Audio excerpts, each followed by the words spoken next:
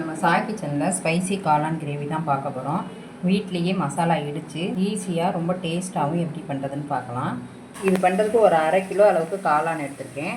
நல்லா உப்பு தண்ணியில் போட்டு நல்லா வாஷ் பண்ணி இந்த மாதிரி கட் பண்ணி எடுத்துக்கோங்க. இப்போ இது பண்ணுறதுக்கு மசாலா இடித்து எடுத்துக்கலாம். அதுக்கு 1 ஸ்பூன் சோம்பு சேர்த்துடலாம்,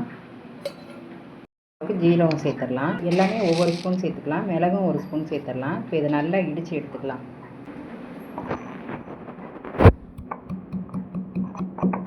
இந்த மாதிரி நல்லா இடித்து எடுத்துக்கலாம். அடுத்ததாக கடாயை சூடு பண்ணிக்கலாம். இப்போ இதில் தேவையான எண்ணெய் சேர்த்துடலாம். நீங்கள் எண்ணெய் வேணாலும் சேர்த்துக்கலாம். எண்ணெய் காஞ்சதும் பெரிய வெங்காயம் 2 சேர்த்துக்கலாம். நல்லா பொடியாக நறுக்கி சேர்த்துக்கோங்க. இதை நல்லா வதக்கிக்கலாம். வெங்காயம் இந்த அளவுக்கு வெந்ததும் 2 பச்சை மிளகாயை கீறி போட்டுக்கலாம். இப்போ இதுவும் நல்லா வதங்கட்டும். இது கூடயே பழுத்த தக்காளியாக 2 சேர்த்துக்கோங்க. நல்லா பொடியாக கட் பண்ணி சேர்த்துக்கலாம். இதுவும் நல்லா வெந்து வரட்டும். இந்த ஸ்டேஜ்லேயே நம்ம உப்பு சேர்த்துடலாம். அப்போ தான் வெங்காயமும் தக்காளியும் நல்லா வெந்து வரும். உப்பு சேர்த்துட்டோம்னா நமக்கு சீக்கிரமாக இது வெந்துடும். தக்காளி நல்லா வெந்துருச்சு. இஞ்சி பூண்டு பேஸ்ட்டு 1 ஸ்பூன் சேர்த்துடலாம். இதோட பச்சை வாசனை போகிற அளவுக்கு நல்லா வதக்கிக்கலாம்.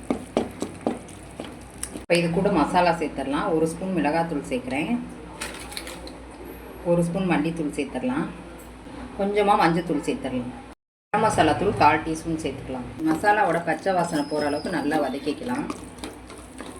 இப்போ பச்சை வாசனை போனதும் காளான் சேர்த்துடலாம். இப்போ இதையும் நல்லா மிக்ஸ் பண்ணிக்கலாம். இப்போ இது கூடயே கொஞ்சமாக தண்ணி சேர்த்து வேக வச்சுக்கலாம். ரொம்ப தண்ணி சேர்க்கக்கூடாது, கொஞ்சமாக சேர்த்துக்கலாம். இப்போ இதையும் நல்லா மிக்ஸ் பண்ணிவிட்டு நம்ம ஒரு மூடி போட்டு வேக வச்சுக்கலாம். இப்போ வெந்துருச்சான்னு பார்க்கலாம். பாருங்கள், நல்லா ட்ரையாக சூப்பராக வெந்துருச்சு. நம்ம ஊற்றின எண்ணெயும் நல்லா பிரிஞ்சு வந்துருக்கு பாருங்கள். இப்போ இந்த ஸ்டேஜில் நம்ம இடித்து வச்ச மசாலா சேர்த்துடலாம்.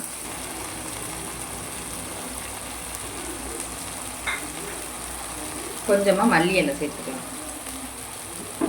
இதையும் நல்லா மிக்ஸ் பண்ணிக்கலாம். அவ்வளோதான், இது சூப்பராக ரெடி ஆகிடுச்சு. இப்போ இது ஒரு பிளேட்டுக்கு மாற்றிடலாம். சூப்பரான ஸ்பைசி காளான் கிரேவி ரெடி ஆகிடுச்சு. இது தோசை, இட்லி, தயிர் சாதம், சாம்பார் சாதத்தோட, ரசம் சாதத்தோடு வச்சு சாப்பிட்றதுக்கு ரொம்ப சூப்பராக இருக்கும். இந்த ரெசிபியை நீங்களும் ட்ரை பண்ணி பாருங்கள். இந்த ரெசிபி உங்களுக்கு பிடிச்சிருந்தா லைக் பண்ணுங்கள், ஷேர் பண்ணுங்கள், கமெண்ட் பண்ணுங்கள். சாய் கிச்சனை மறக்காமல் சப்ஸ்கிரைப் பண்ணுங்கள். பாய்.